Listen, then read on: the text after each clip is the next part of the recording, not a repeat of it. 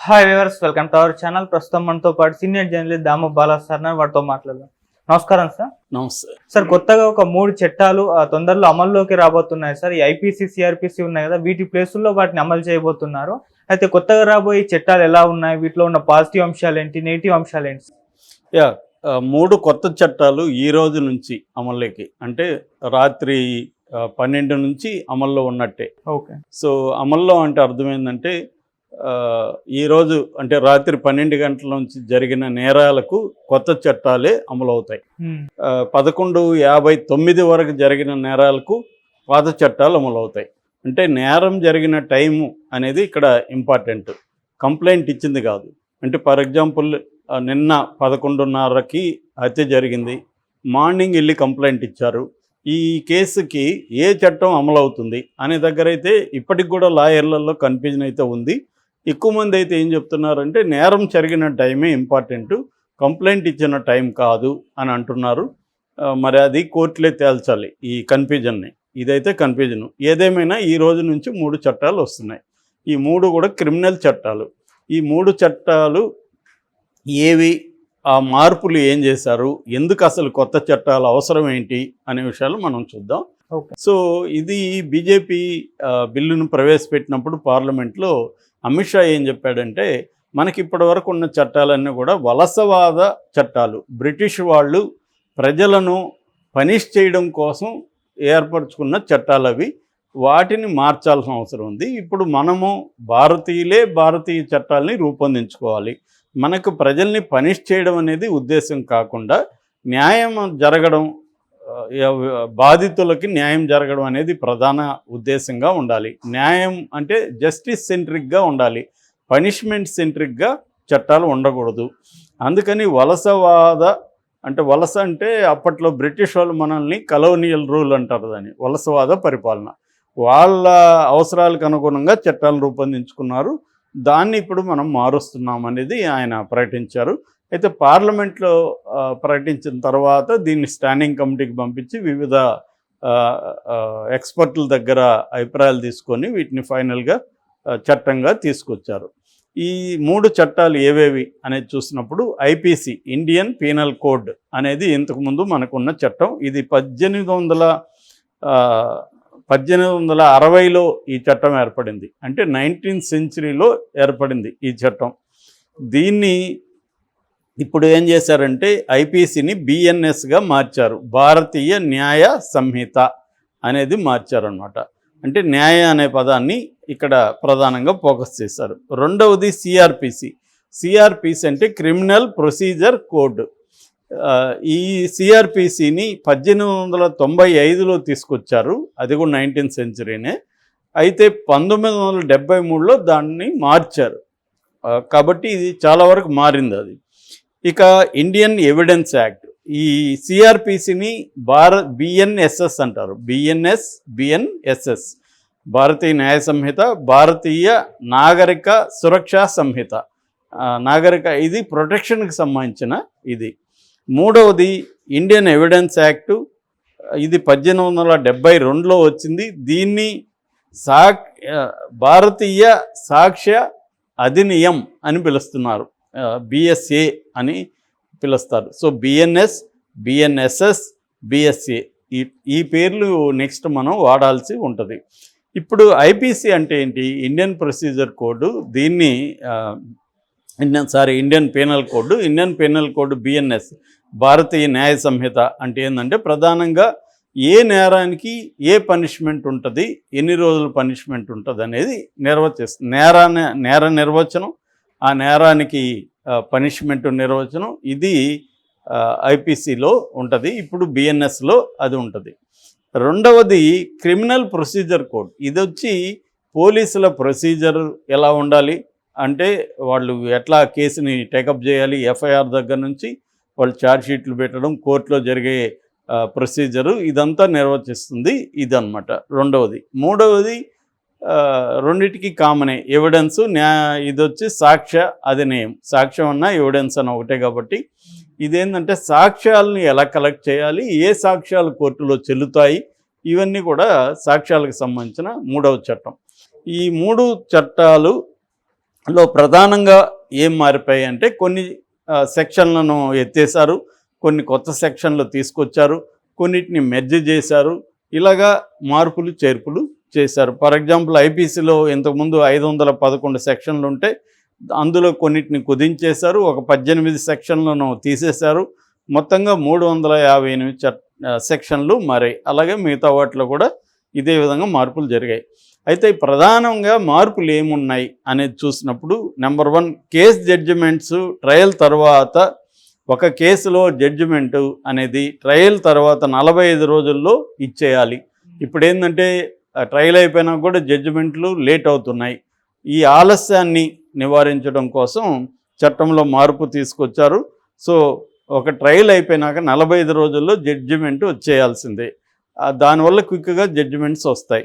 రెండవది first hearing తర్వాత 60 రోజుల్లో ఛార్జ్షీట్లు పెట్టాలి. ఇప్పుడు మనం చూస్తున్నాం అనేక కేసుల్లో ఏళ్ల తరబడి ఛార్జ్షీట్లు పెట్టట్లేదు. ఫర్ ఎగ్జాంపుల్ ఇప్పుడు వివేకానంద రెడ్డి హత్య కేసు ఉంది, ఫైనల్ ఛార్జ్షీట్ ఇప్పటి వరకు వేయలేదు, అనుబంధం అని నెట్టుకుంటూ వస్తున్నారు.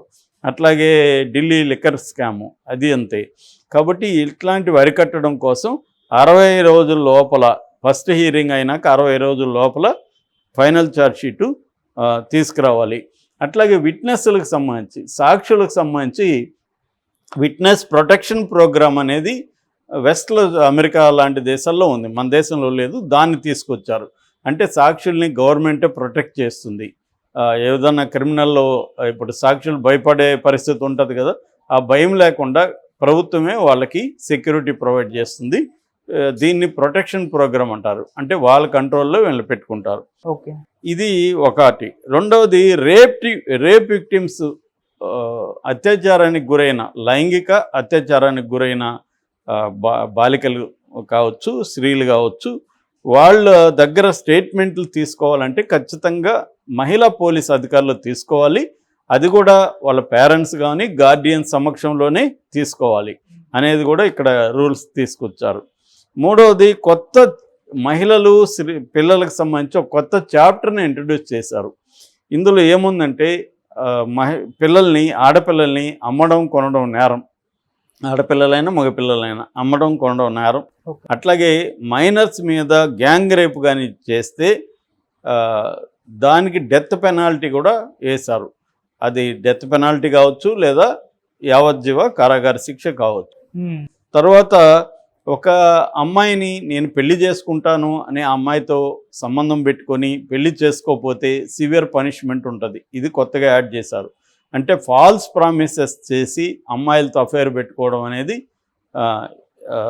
నేరంగా, సీరియస్ నేరంగా దీంట్లో చేర్చారు.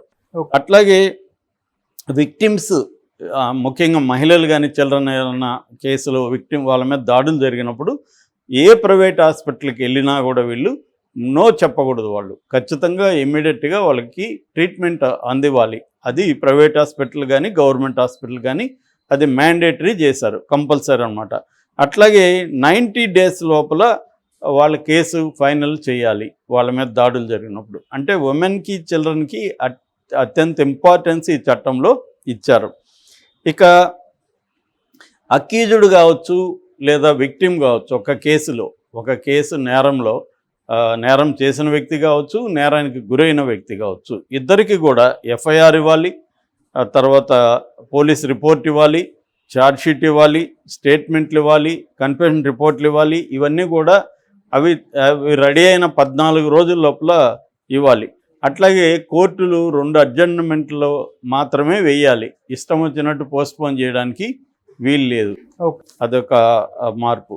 అట్లాగే అన్నిటికంటే ఇంపార్టెంట్ మార్పు జీరో ఎఫ్ఐఆర్ అనేది ఆల్రెడీ కొన్ని స్టేట్స్లో ఉంది. ఫర్ ఎగ్జాంపుల్ మన తెలంగాణ, ఆంధ్రాలో జీరో ఎఫ్ఐఆర్ ఉంది. జీరో ఎఫ్ఐఆర్ అంటే అర్థమైందంటే మామూలుగా నేరం జరిగిన ప్లేస్లోనే పోలీస్ స్టేషన్లో కంప్లైంట్ ఇవ్వాలనేది ఇంతకు ముందు ఉండింది.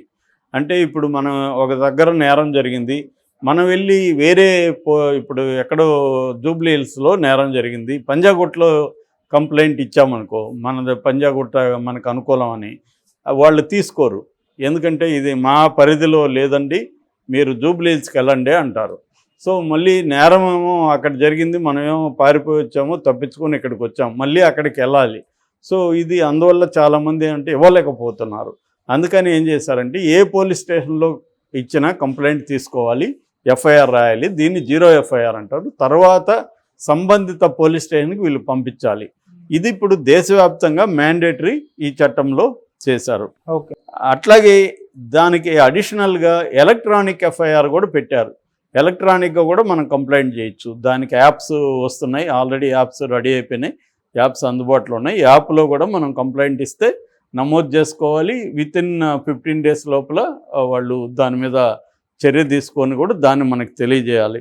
అట్లాగే అరెస్ట్ అయిన పర్సన్, ఇంతకుముందు ఇప్పుడు మనల్ని ఎవరో పోలీసులు తీసుకెళ్తారు, మన ఫోన్ లాక్కుంటారు, మనం ఇంకెవడికి ఇన్ఫామ్ చేయడానికి లేదు, అలా ఉంటుంది.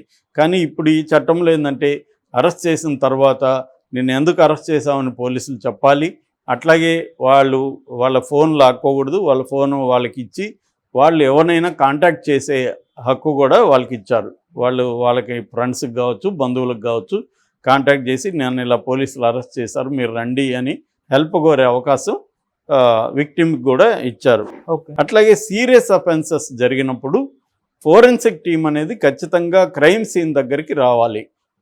వచ్చి ఫోరెన్సిక్, ఇప్పుడేం జరుగుతుంది, అక్కడ ఉన్న బ్లడ్ కావచ్చు, ఇంకోటి కావచ్చు కలెక్ట్ చేసి దాన్ని ఫోరెన్సిక్ సైన్స్ ల్యాబ్కి పంపిస్తున్నారు. ఇప్పుడు అట్లా కాకుండా ప్రతి పోలీస్ స్టేషన్కి అనుబంధంగా ఒక ఫోరెన్సిక్ టీము, జిల్లాలో ఒక 3-4 ఫోరెన్సిక్ టీములను పెడతారు.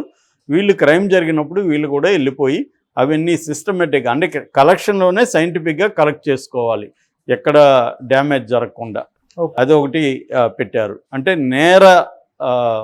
నేరాన్ని నిరూపించడానికి, నేర పరిశోధనలో ఒక మోడర్నైజేషన్ తీసుకురావడానికి కొన్ని చర్యలు చేశారు. అట్లాగే టెర్రరిస్ట్ అనే దానికి సపరేట్గా ఇప్పటివరకు చట్టాల్లో లేదు. సపరేట్ ఉపా లాంటిది, అంతకుముందు టాడా లాంటి చట్టాలు, ప్రత్యేక చట్టాలు ఉండేవి. ఇప్పుడు అట్లా కాకుండా టెర్రరిజాన్ని కూడా దీంట్లో యాడ్ చేశారు. టెర్రరిస్టులకు సంబంధించిన సెక్షన్లు కూడా పెట్టారు. అట్లాగే దీంట్లో ఇంకొక ప్రధానమైన మార్పు ఏమంటే సెడిషన్. ఇంతకుముందు ఏంటంటే రాజద్రోహ నేరం కింద అరెస్టులు చేసేవాళ్ళు. మన రఘురామరాజుని రాజద్రోహ నేరం కిందనే జగన్ అరెస్ట్ చేయించాడు.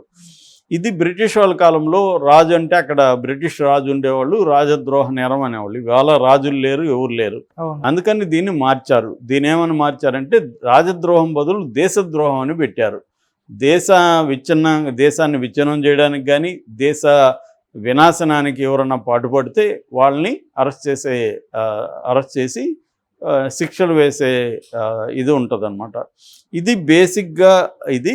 ఇక సాక్ష్యాధారాల విషయానికి వస్తే ఎలక్ట్రానిక్ ఆడియో, వీడియో కానీ ఇటువంటివన్నీ కూడా చెల్లుతాయి.